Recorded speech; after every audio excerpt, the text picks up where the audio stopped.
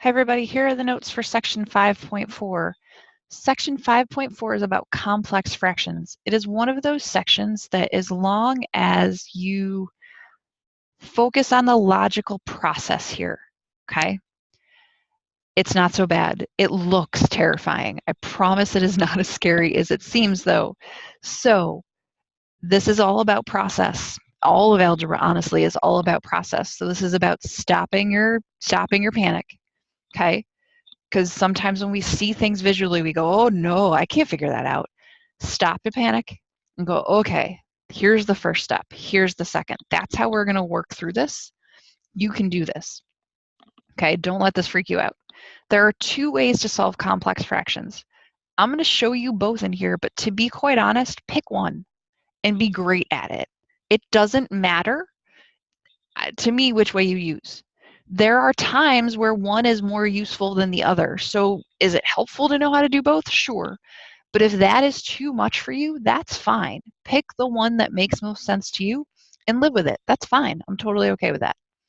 So a complex fraction, to define it, is an expression with one or more fractional expressions in the numerator or denominator or both. Basically, it's fractions on top and fractions in the bottom, okay? When you are working with complex fractions, the first step, always, okay, and this is the step that you cannot drop, okay, is to make one fraction in the numerator and one fraction in the denominator. However it is that you need to do that, okay, and this is the first method, I should say that, okay, take whatever it is you have in the numerator and make it into one fraction. Take whatever it is you have in the denominator, make it one fraction. Then it's just division. Okay, when we divide, we change to multiplication and take the reciprocal of the second fraction, and we move on. So let's try it.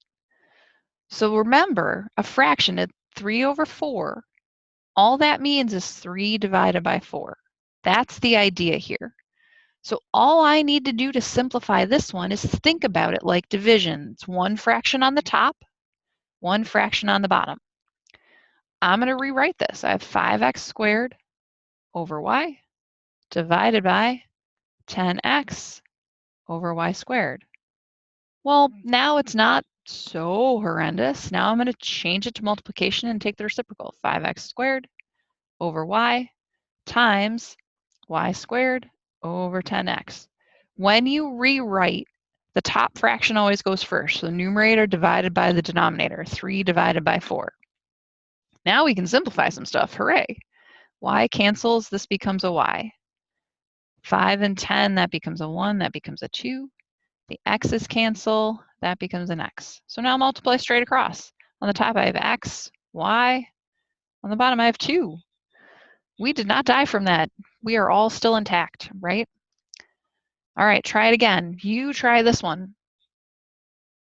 Same way, when you're finished, you should get 3a over b, right? So we're going to write it as 18a cubed over b squared divided by the denominator, 6a squared over b. You do the steps. You know what happens next. All right, this one is not as pretty, but that is okay. You don't have to look at it like this. Take your hand and cover the denominator up. Just deal with the numerator first. I'm going to take it off to the side over here. I have 1 over 4x minus 3 over 2. Well, I need a common denominator. Let's think. The common denominator of the numbers would be 4, and there's an x, so they both need to have a 4x. That means the first fraction just stays the first fraction, 1 over 4x. The second one I multiplied by, let's see, 2 and x. So 3 times 2x is just 6x. Now I'm going to make that one fraction. It's 1 minus 6x over 4x. That's fine. So now let's deal with the denominator. 3, and I'm going to, if you want to write it over 1, you can if that helps you see, minus 1 over 2x. Well, the common denominator is going to have to be 2x here, right? So that guy gets to stay like that. I'm going to make that 2x. 3 times 2x is 6x. 6x minus 1, 6x minus 1 over 2x. All right, so the top fraction is going to be 1 minus 6x over 4x. The bottom one is 6x minus 1 over 2x. Now we do what we did for the last one. We rewrite 1 minus 6x over 4x. I'm going to just write as division. 6x, oops, I did exactly what my brain was thinking instead of my divided by 6x minus 1 over 2x. Now I just get to change to multiplication. 1 over minus 6x over 4x times, and take the reciprocal, 2x, 6x minus 1. You see that these two, the 1 minus 6x and the 6x minus 1, are very similar. So I'm going to take a negative out of this 6x minus 1. So I'm going to make that negative 1, negative 6x plus 1, negative 1, 1 minus 6x. I'm going to rewrite that, okay? Negative 1 minus 6x, okay? Now I can cancel. That guy can go, that guy can go. 4 becomes a 2, that 2 disappears, x's cancel. So let's see, I've got nothing left in the top, just a 1. And in the bottom, I have a negative 1 and a 2, so that makes it a negative 2. Is done. Okay? Take it one piece at a time. Do not reinvent the wheel. Okay? You don't have to make it all work in your head at once. Let's look at this one. Do the exact same thing, one piece at a time. So take the top fraction first. So let's see, I have a 9m and I have a 3. So I know the denominator's got to be 9 and we need an m. So 9m. That means the first fraction just stays what it is, minus, how did I get 3 to be a 9m? I multiplied by 3m, so 4 times 3m is 12m. So I'm going to get 1 minus 12m over 9m. Now let's look at the denominator. 4 over 1, 3, my common denominator in the denominator has got to be 3m. So 1, a minus, let's see, I turned a 3m into a 3m, and a 1 into the 3m times 3m, that's going to be 12m. And you can see, just like we had a minute ago, 12n minus 1 over 3m, what's going to happen here? So there's my new complex fraction. I'm going to change the 1 in the denominator. I'm going to make this, pull out the negative 1 and flip it around, 1 minus 12m, so I can make it match over 3m. So now write your fraction, your division problem, 1 minus 12m over 9m divided by negative 1, 1 minus 12m over 3m. Now I can, oh, that's a terrible m, make this into multiplication. 1 minus 12m over 9m times 3m over negative 1 minus 12m, and start to cancel. Ready? That guy can go. 9 becomes a 3, 3 doesn't stay anything, that's an m, becomes 1 over negative 3. Fini? All right, so that's method number 1. If you love it, stay and listen to section 2, but use question 1. That's fine. Method 2 is to multiply the numerator and the denominator of the complex fraction by the LCD of all the individual fractions. Okay, look at every fraction included, find the least common denominator. The goal here is to clear out the fractions. Okay, you'll see how this works in a second. Use the distributive property to simplify and simplify. It sounds strange. We're going to pause though. So look at all the denominators. I have a 1, I have an x, I have an x, I have an x squared. So what's the least common denominator for all of them? Well, it's going to be x squared, right? So what I'm going to do is write the LCD here is x squared. I'm going to multiply through the top of every fraction by x squared. And an amazing thing is going to happen. Ready? 4 times x squared is just 4x squared. Minus, that cancels, that just becomes an x. 6x. Over, that cancels, that just becomes an x. 2x. Those guys cancel, minus 3. Oh my goodness, it's so much prettier now, isn't it? That was not a terrible thing. So what's left here is, what's left here? Now I can factor. So out of the top, let's see, I can pull out a 2x. And I get 2x minus 3. And in the bottom, I have 2x minus 3. Cancel those guys out, 2x. Watch it again if it went by too fast, okay? We're going to do another one. Look at all the fractions you see. What is their common denominator? In this case, it's going to be y squared, correct?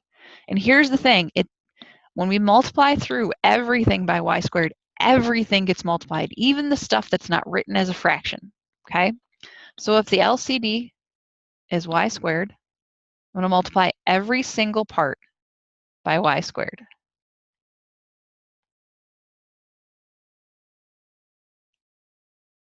Okay, so on the top, let's see, y squared times y is just y cubed. That becomes a y minus y. Sorry, I should make that actually look like a y. And on the bottom, that's going to be y squared. Those guys cancel, minus 1. It's not so bad. Now let's factor. The top, I can take out a y. I get y squared minus 1. I mean, I could factor y squared minus 1. It's a difference of squares, but I have it on the top and the bottom. I can be done. Okay? Seems too good to be true. All right, this is a really funky one. So what does it actually mean? What does this mean? This is the problem. Okay, it's going to be an ALEKS, so it would be useful for you to see and understand what this means. When you see x to a negative exponent does not say make that thing negative. A negative exponent says flip.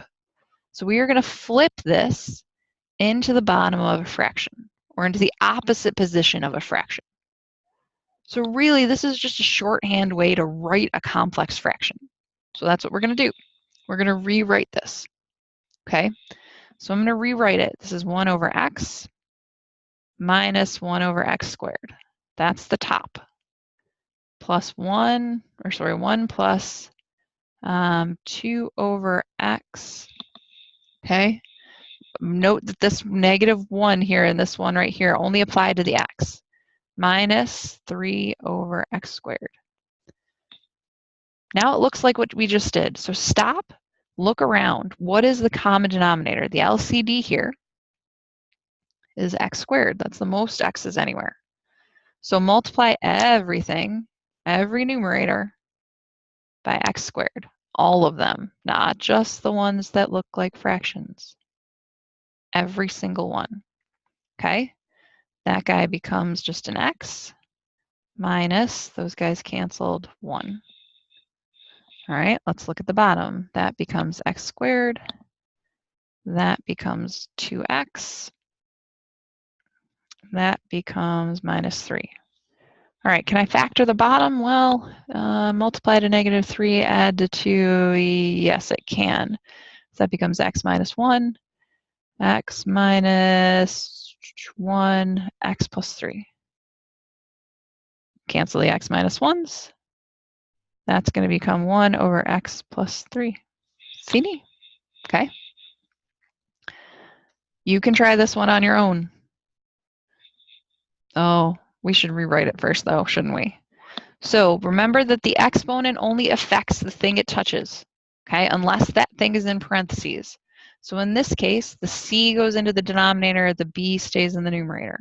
Minus c stays in the numerator, b goes into the denominator. Same thing down here, 1 over b plus 1 over c. What's the least common denominator here? It's bc. right? Everybody's got at least a B or a C. They really need both. So everybody's going to get multiplied in the numerator by BC, okay? Here the C's cancel. That just leaves me B times B is B squared. Minus, here the B's canceled, C squared. Here the B's cancel, C. Here the C's canceled, plus B. All right, can you factor? Of course, difference of squares in the top, right? B minus C, B plus C. Remember that addition is commutative. So B plus C and C plus B, same difference. It's like 5 plus 3 is 8, 3 plus 5 is 8. These guys can cancel. I'm just left with B minus C. Done. All right, we're going to do one more, okay?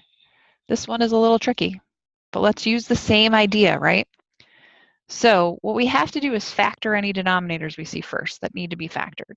It's this guy, W minus 3, W plus 3. He's a difference of squares. So that means the least common denominator, well, everybody's got a W minus 3 and a W plus 3 is a W minus 3 and a W plus 3. It's going to be really interesting for me to write this with this marker. Let's see. I want to see if I can make it any smaller. Let's see if I can make a little finer point out of this. So let's see. Oh gosh, that's worse. Never mind. Go back to pen. All right, multiply top and the bottom by W minus 3, W plus 3. Top and the bottom minus 3. Or sorry, just the, there we go. That guy too, everything.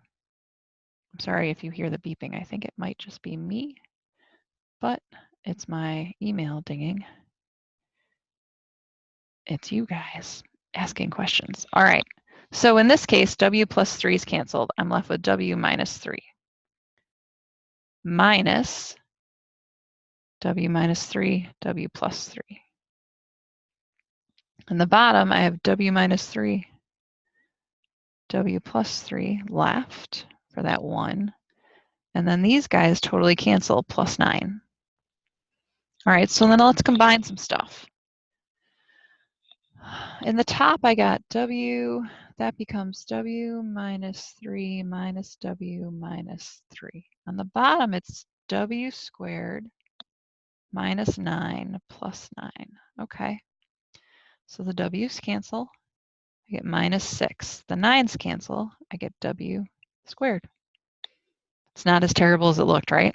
But you had to think about the factoring first. The same thing is going to happen here. When you get finished with this one, okay, the answer should be x minus 3 over x squared plus 1. Okay, see if you can get this to work out. If you can't, ask a question. Thanks for watching. I'll see you in the next section.